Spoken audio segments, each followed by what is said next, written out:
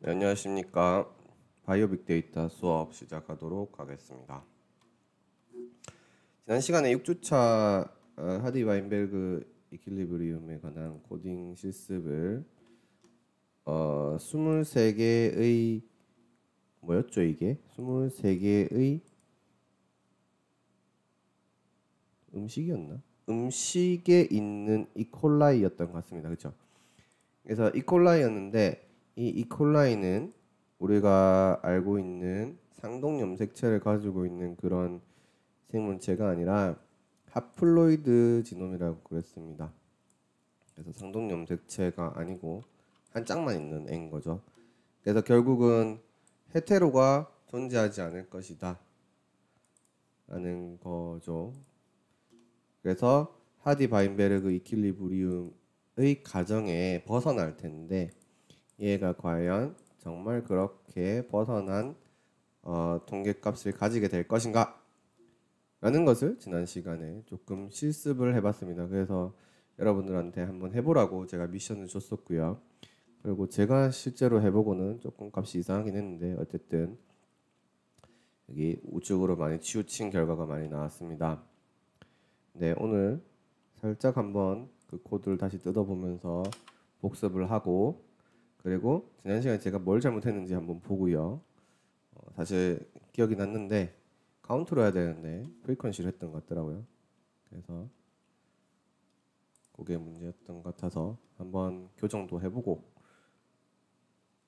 설명도 하고 하도록 하겠습니다. 일단 여러분들도 구글 드라이브 콜라보라토리에 마운트를 해주시고요. 마운트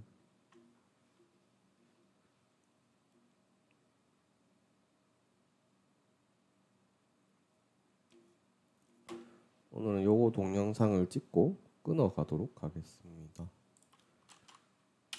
그리고 워킹 폴더로 이동해주고 그리고 우리한테 필요한 모듈들을 불러오고 그리고 우리 데이터도 불러오고 그리고 데이터 확인하고 41만 개의 로커스가 있다 하는 거.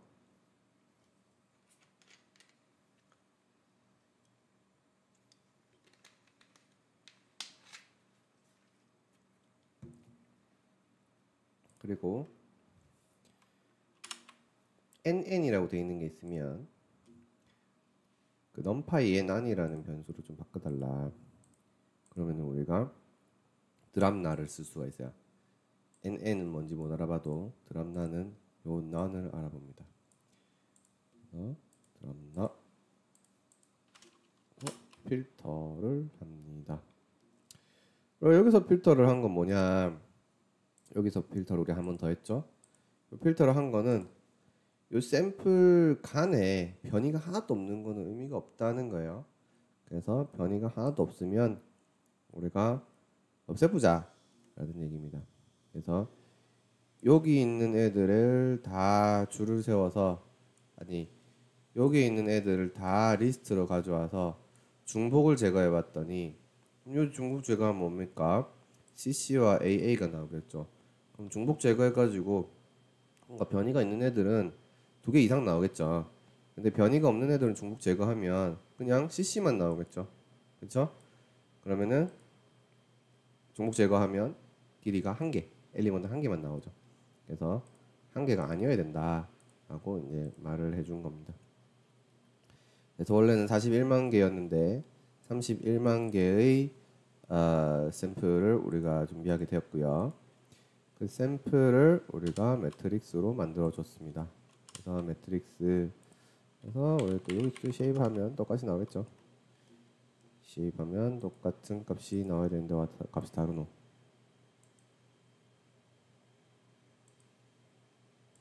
아 위에 거 그쵸. 위에 거 드랍 나를 하고 필터를 한 거 마스킹 M으로 마스킹을 한 거 그 이유는 조금 다르다 이런 겁니다.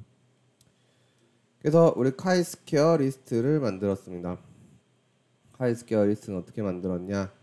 얼리를 다 가지고 오고, 그래서 얼리를 카운트했죠. 얼리를 카운트하고 카운트한 다음에 얼리의 프리퀀시를 구했습니다.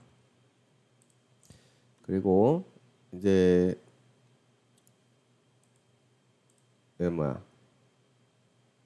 딕셔너리가 2보다 크면 이라는 건 뭐죠? 딕셔너리가 2보다 크면, 그러니까 얼릴이 2개 이상인 거는 제가 뺐습니다. 그랬던 것 같아요. 얼릴이 2개 이상인 거는 우리가 빼자. 그리고 이제 얼릴 1과 얼릴 2를 키에서 갖고 왔습니다. 그렇죠? 그리고 얼릴 1의 프리퀀시를 가져와서 제곱을 하면 얼릴 1, 얼릴 1이 붙어 있는 지노타입의 에스티메이티드 프리퀀시를 구할 수 있고, 마찬가지로 얼릴 1, 얼릴 2, 그렇죠? 에스티메이티드 프리퀀시 얼릴 1, 얼릴 2, 얼릴 2, 얼릴 1이니까 곱하기 2를 해줬죠.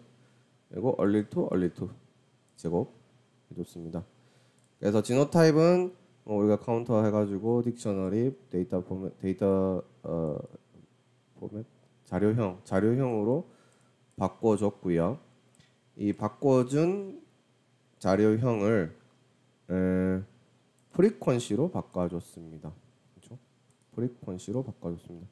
그래서 프리퀀시로 바꿔주고, 그리고 나서 우리가 요 놈들이 있으면 없으면 빵이고, 있으면 있는 값을 집어넣으라 하고 우리가 이렇게 만들어 줬죠. 근데 우리가 요거 카이스퀘어 계산할 때 카운트를 썼거든요. 프리퀀시가 아니라. 그래서 우리가 카운트로 업데이트를 좀 해보겠습니다. 그래서 observed 프리퀀시가 아니라 카운트 얼릴 1은 뭐야? 딕셔너리 GT에 얼릴 1 플러스 얼릴 1이죠. 그리고 여기도 마찬가지로 없으면 빵 맞니? observed count 얼릴 1 얼릴 2는 딕셔너리 GT에 얼릴 1 플러스 얼릴 2죠. 1, 2로 나눠서 했구나.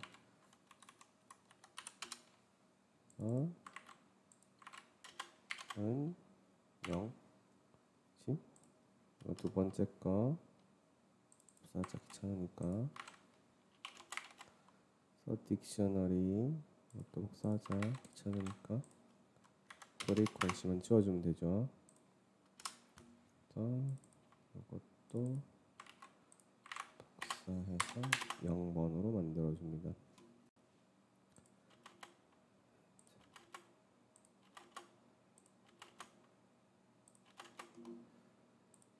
오케이. 그리고 카운트 1 플러스 카운트 2로 해주시고, 그리고 이것도 마찬가지죠. 카운트로 바꿔주고,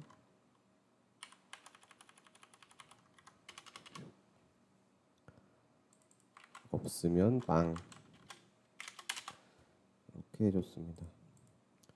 그래서 우리 카이스퀘어를 이렇게 계산을 했는데요. 이렇게 계산하지 말고 observed 프리퀀시가 아니라 count로 다 바꿔줍니다. count estimated 카운트를 계산해야 되는데 안 했구나. 그것도 해줄게요. count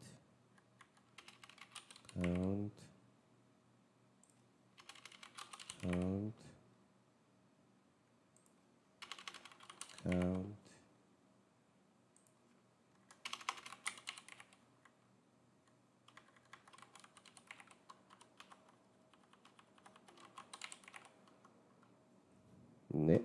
그러면 여기서 우리가 estimated frequency를 갖고 있기 때문에 estimated count를 구할 수 있죠. A1은 estimated frequency 곱하기 뭐 해야 돼요? 샘플 개수인가?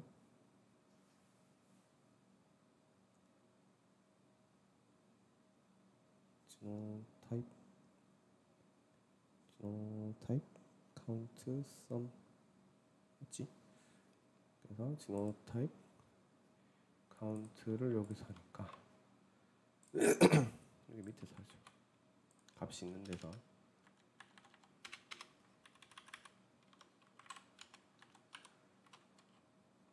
우리가 위에서 썼던 거 굳이 나눠줬던 거 이놈을 갖고 와서 여기다가 갖다 붙입니다. 엄마야.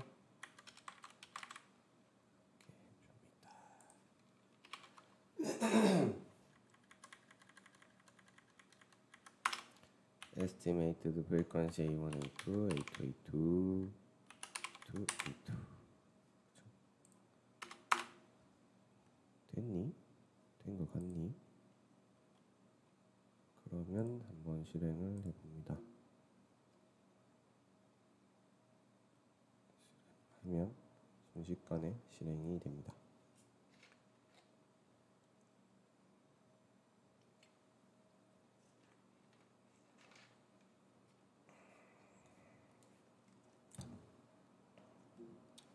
그쵸?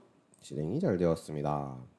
그래서 df 필터드에다가 카이스케어 리스트를 만들어주고 히스토그램을 딱 그리면 오케이.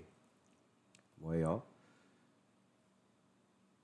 카이스케어 값이 겁나 큰 것들이 많은 거죠. 겁나 큰 것들이 많아요. 겁나 큰 것들이 많다는 거는 이제 리젝트 되는 개수가 많다는 얘기겠죠. 리젝트 되는 개수가 많다는 겁니다.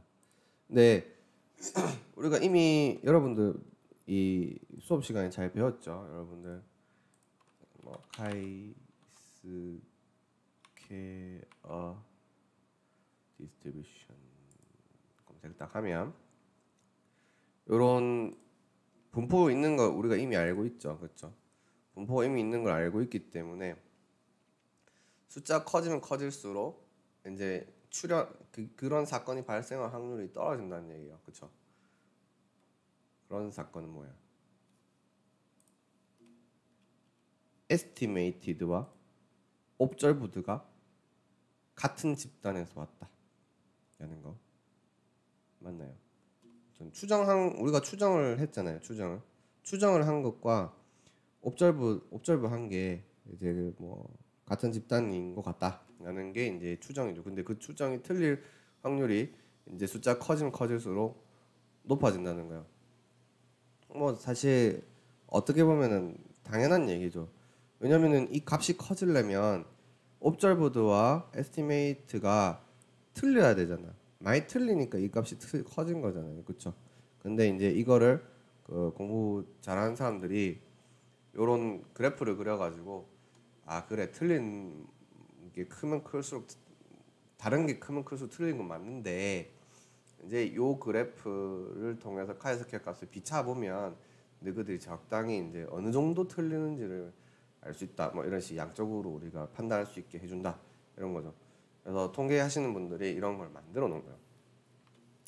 그래서 뭐 어쨌든 간에 우리는 배웠으니까 그럼 오케이 0에서 8까지 봤더니 8만 넘어도 막 뭐 일어나지 않는 일이다.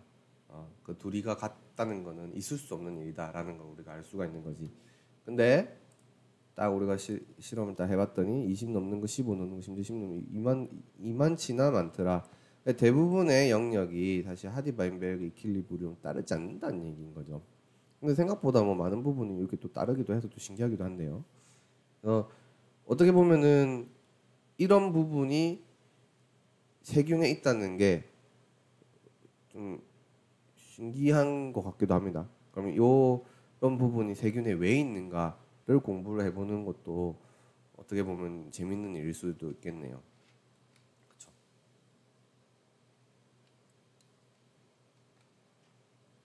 진짜 저 자리가 왜 있지? 생각보다 헤테로가 있었나? 이게 우리가 뭐라 그럴까요? 기술을 통해서 지노타이핑을 하는데 헤테로가 나올 수 없는 곳에서 헤테로가 나왔다면 사실 그것도 문제점일 수도 있고 발견일 수도 있고 그렇습니다. 그래서 여러분 항상 뭐 오픈 마인드로 공부하시기 바랍니다.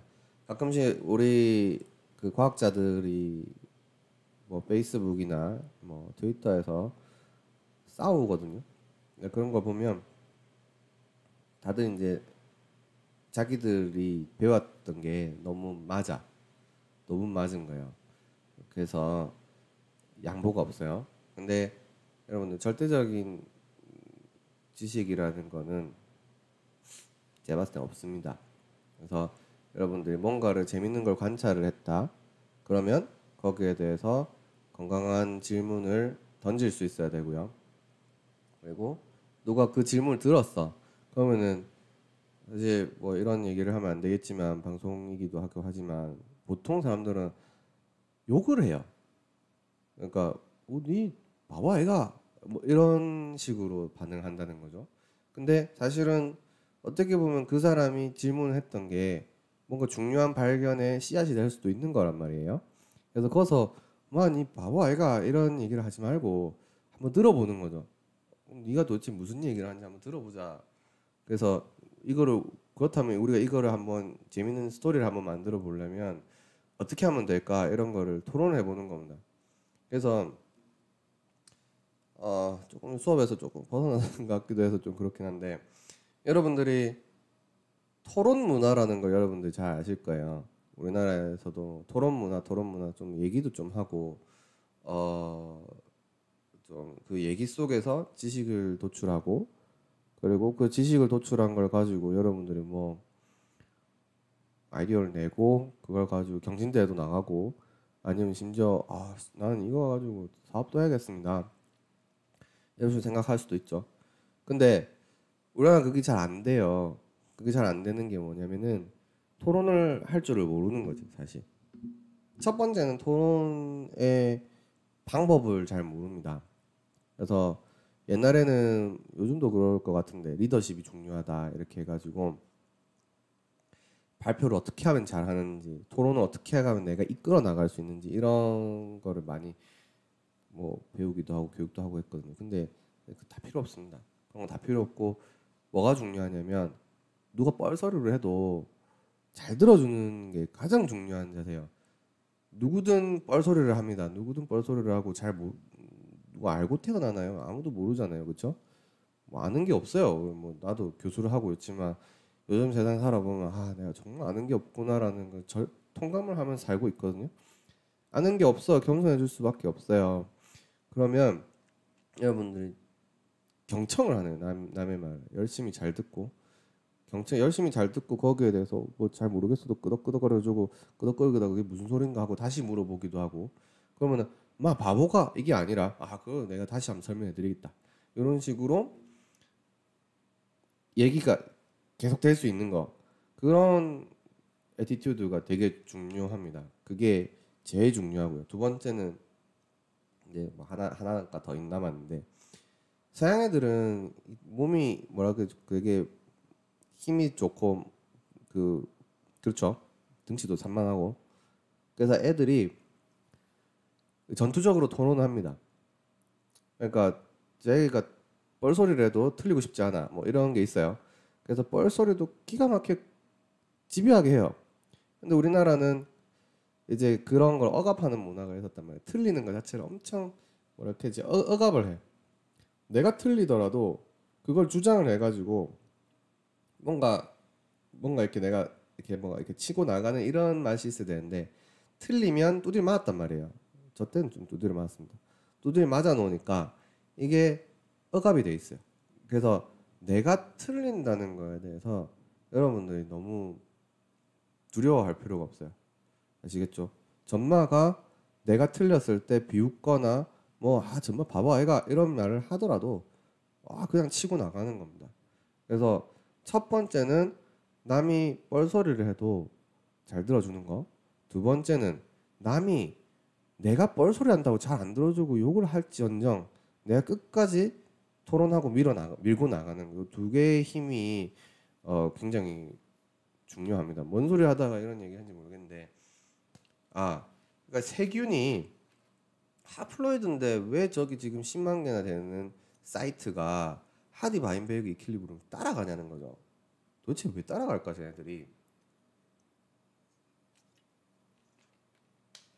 만약에 여러분들이 세균을 막 공부를 해가지고 세균 막 하플로이드인데 그게 지노타입이 다이플로이드처럼 따라갈 리가 있는, 이게 계산을 잘못한 거지 이렇게 생각할 수도 있겠죠. 근데 굴하지 않고 이제 열심히 한번 파보면 뭐 압니까? 재밌는 게 나올지. 네, 아무튼 그래서 요게 이제 카이스퀘어 계산을 해가지고 우리가 뭐 사이트를 찾아내는 방법이고, 그러면은 요 모습 자체가, 그죠? 요 모습 자체가 세균 집단은 이렇다라는 걸 보여주는 프로파일이 되겠죠. 하나의 프로파일. 자, 그런데 여기서 제가 하나 더 가르쳐 드리겠습니다. 우리가 카이스퀘어 테스트를 했죠. 근데 카이스퀘어 테스트를 무식하게는 아니고 손으로 했단 말이에요. 손으로 했지만 파이썬에는 카이스퀘어 테스트라는 게 있습니다. 카이스퀘어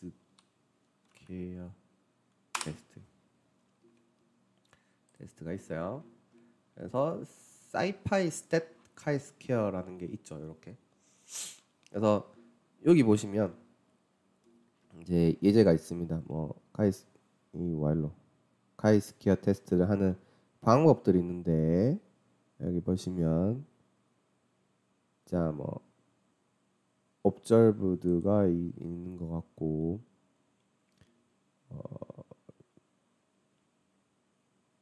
이거 어째 쓰는 거지? 이게 expected인가?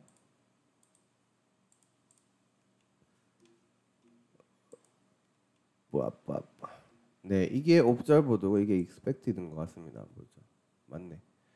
observed, expected 이렇게 우리가 만들 수 있습니다. 그래서 그러면은 얘가 f 값이 3.5가 되고 이게 p 발류가 되는구나. 오케이, 맞죠? 맞네. 카이스퀘어 값이 나오고 p 발류가 나옵니다. 그러면은 요거를 그대로 우리 한번 가서 한번 써봅시다. 카이스퀘어. 그럼 우리가 필요한 여기 도구 모음에다가 사이파이를 불러옵니다. 구글에 기본적으로 다 깔려 있어요. 구글에 기본적으로 아마 실습하시는 분들 중에 나는 구글 쓰기 싫어서 컴퓨터에서 주파이터 깔았습니다 하시는 분들도 있을 텐데, 그런 분들은 사이파이 깔아서 써야 됩니다. 아마 여러분들 시킨 대로 아마 콘다를 썼을 텐데, 콘다 사이파이 이렇게 치시면 사이파이 설치 방법이 바로 뜨거든요. 콘다에서 이렇게 하면 여러분들 사이파이를 설치할 수 있습니다. 그래서 구글 안 쓰시는 분들은 요거 콘다 인스톨 C 아나콘다 사이파이 해서 깔아서 쓰시면 됩니다. 자, 쓰기 예제 어디 갔나? 요렇게 쓴다고 돼 있죠. 꼭 저거 F 저걸 써야 되나? 안 써도 되지 않나? 안 써도 될 것 같은데. 자, 그래서 내가 뭐 하려 그랬노? 우리가 했던 게 뭐니? 카이스퀘어 값은 저랬고, 카이스퀘어 사이파이 컴마 p 바이유 사파이는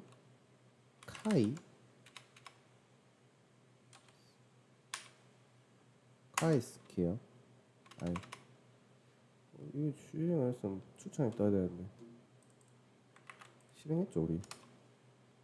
카이스퀘어 구글이 다 좋은데 이게 지금 요즘 안 좋습니다. 카이스퀘어 하고 처음에가 뭐였죠?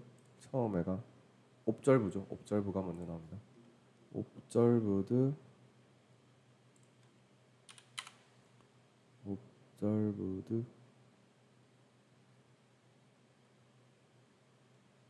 observed count.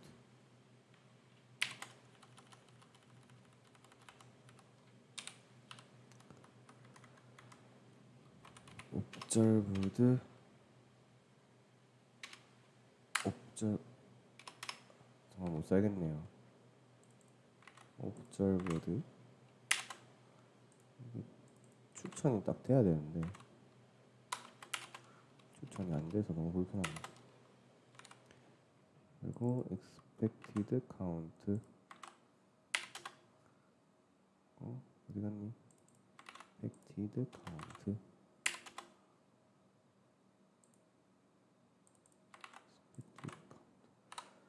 자, 요래하면 여기다가 카이스퀘어 리스트에 사이파이 하나 해주고요. 카이스퀘어 리스트 카이스퀘어 아니면 p 발류 리스트 사이파이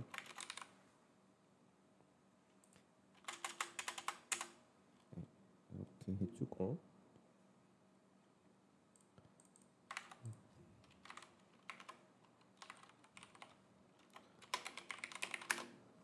펜다 하고 사이파이 거 넣어주고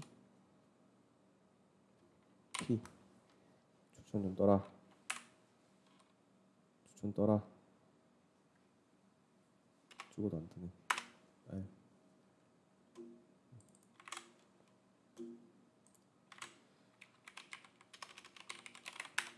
하시고 요렇게 해주시면 해볼게요. 꽤 느리네.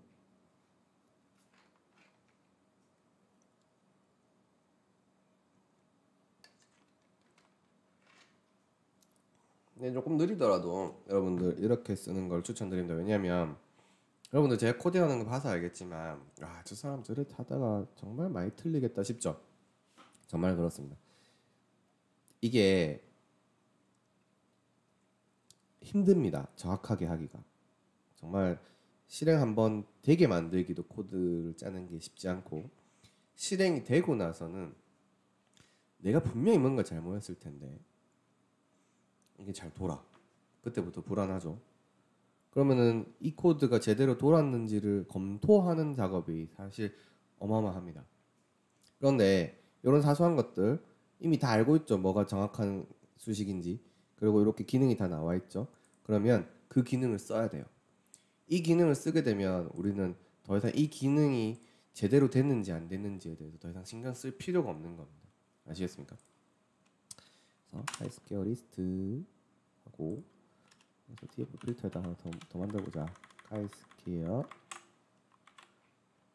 또 안 맞는 거 아니라 하이스퀘어 사이파이 그래서 카이 한번 해보자. 어머 뭐니? 뭐가 안 맞니? 왜 안 맞니?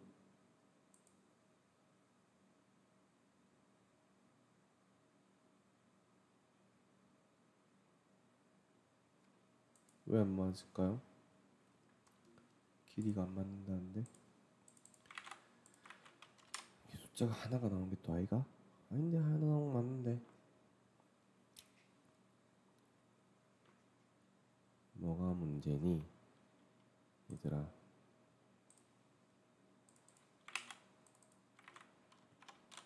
체크해봐야지. 쥐 들어갈 때 다 같이 들어갔잖아.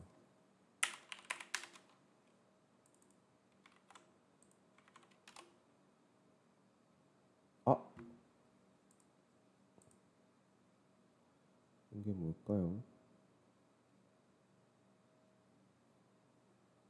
숫자가 다르네. 넌 같은 게 떴나?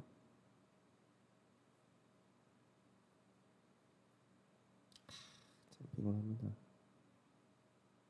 뭐가 잘못했을까? 잠깐 기다려 보세요. 네, 여러분 찾았습니다. 요거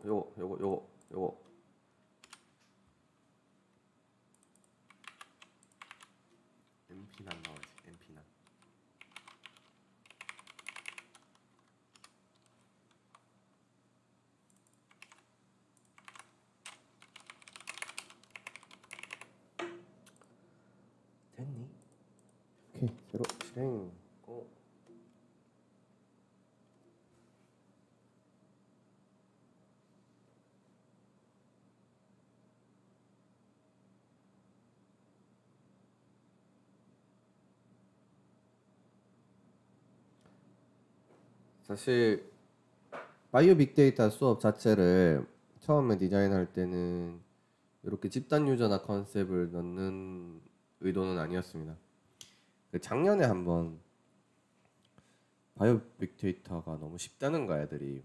그래가지고 좀 어려운 걸 넣어야겠다고 해서 작년에 이제 집단 유전학이라는 거를 넣었어요. 작년에 이제 어렵다고 난리가 났네. 그래서 올해는 이제 집단 유전학을 하긴 하는데 제 생각에는 이 하디 바인베르그 이퀄리브리움 같이 요런 간단한 모델들 위주로 코딩해 보는 걸로 하고 작년에는 굉장히 어려운 거 많이 했습니다. 뭐 링키지 디스이퀄리브리움 이런 것도 했었고요. 근데 그런 걸 하니까 애들이 이제 안 하고 싶어 하더라고. 그래서 올해는 어차피 비대면이고 하니까 간단하게 맞니? 오케이. 간단하게 이런 모델도 구현해보고 하는 정도로 해보도록 하겠습니다. 그래서 우리 히스토그램이 이렇게 나오는 거는 우리 아까 봤고 이 값이 또 와있다. 아까랑 좀 다른 것 같지 않아요? 아까랑 다른데? 왜 달라? 카이스 그쵸 두 번 아닌데? 아까는 이거 10만 나왔잖아요. 이거 와일로 참나 황당하네. 예?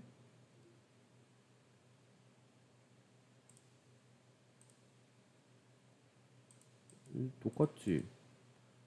얘가 있으나 없으나 똑같잖아 그죠? MP 나는 그런 거 똑같고 허허 나 참나. 혹시 아닌데 그것도 아닌데 프리퀀시 우리의 GTMXS 기반으로 가죠. GTMXS 기반으로 해서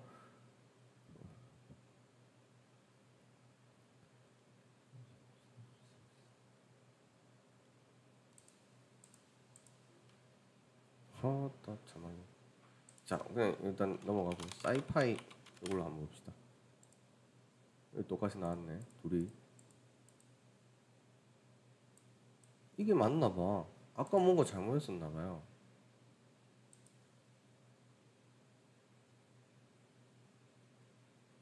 뭐가 여러분 그 강의 보는 중간에 뭐 뭔가 찾으면 알려주세요. 나 정말 할 때마다 승질이 납니다 이런 거. 그래서 이럴 때마다 오케이 뭐 어쨌든 간에 중요한 거는 리젝트 된 애들이 많다 정도고, 그리고 여기다가 p 바이오 사이파이 라고 해서 p 발류 한번 봅시다. p 바이오 리스트 사이파이 하고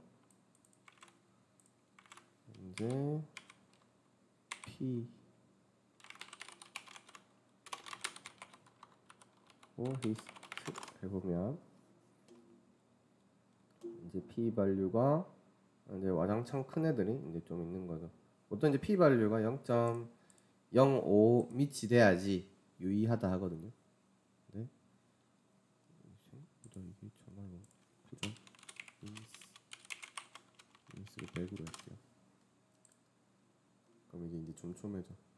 생각보다 그죠. 한 10만 개 정도 되는 애들이 10만 개 정도 되는 애들이 p 발류 0으로 가지고 있어. 참 황당하네요. 볼까 그러면 p 발류 사인 파이가 0인 애들만 골라오는 거예요. 덜드 n 0은 넘고 오케이. 0.001 편하게 한번 가보자. 애들이 좀 있네. 0.001 되는 애들. 딱히 헤테로가 있어 보이지 않는데 세그리게이션이 그렇게 되나 봐. 그죠?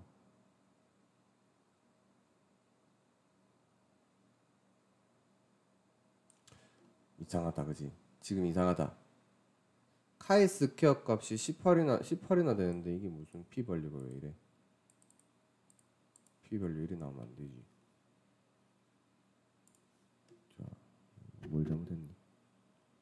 혹시 우리가 exp를 안 써줘서 그런가? exp를 안 써줘서 그럴 가능성이 또 있네요. f는 exp.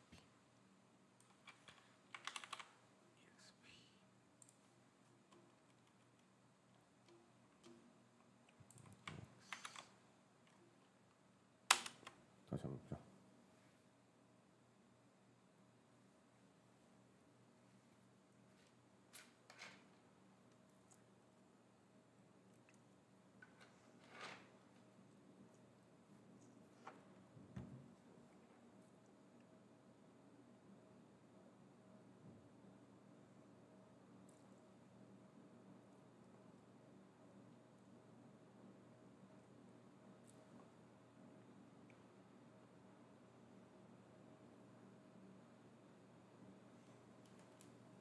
시간이 더 오래 걸려.